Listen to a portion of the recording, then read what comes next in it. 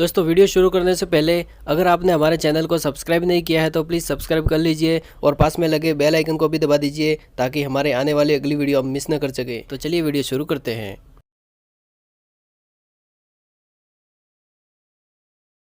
रामायण की बात होती है तो सबसे पहले भगवान राम, सीता, लक्ष्मण, हनुमान, रावण और विभीषण का नाम याद आता है। लेकिन इस कथा में रावण की पत्नी मंदोदरी के बारे में कोई जिक्र नहीं करता और ना ही यह जानने की कोशिश करता है कि रावण की मृत्यु के बाद उनकी पत्नी मंदोदरी का क्या हुआ या फिर आखिर मंदोदरी कौन थी।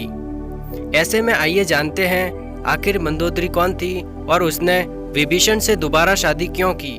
पुराणों के मुताबिक एक मधुरा नाम की अप्सरा भगवान शिव से मिलने के लिए कैलाश पर्वत पर गई थी, लेकिन वहां पर माता पार्वती को ना पाकर वह भगवान शिव को आकर्षित करने लगी।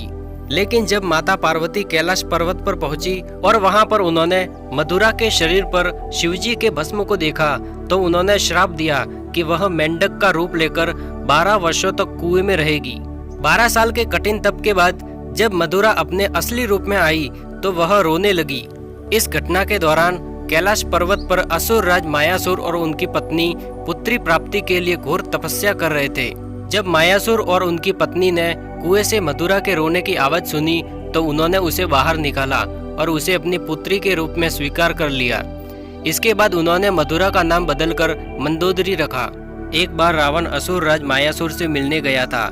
इसी दौरान उसने मंदोदरी को देखा। मंदोदरी को देखते ही वह उसकी खूबसूरती पर मोहित हो गया और मायासुर के सामने मंदोदरी से विवाह करने का प्रस्ताव रखा। लेकिन मायासुर ने रावण के इस प्रस्ताव को ठुकरा दिया। प्रस्ताव ठुकराने के बाद रावण ने जबरन मंदोदरी से विवाह कर लिया और मंदोदरी भी विवाह के लिए तैयार हो गई, क्योंकि वह जानती थी कि रावण बहुत शक्तिशाली राजा होने के साथ शिव भक्त है और उनके पिता उसका सामना नहीं कर पाएंगे।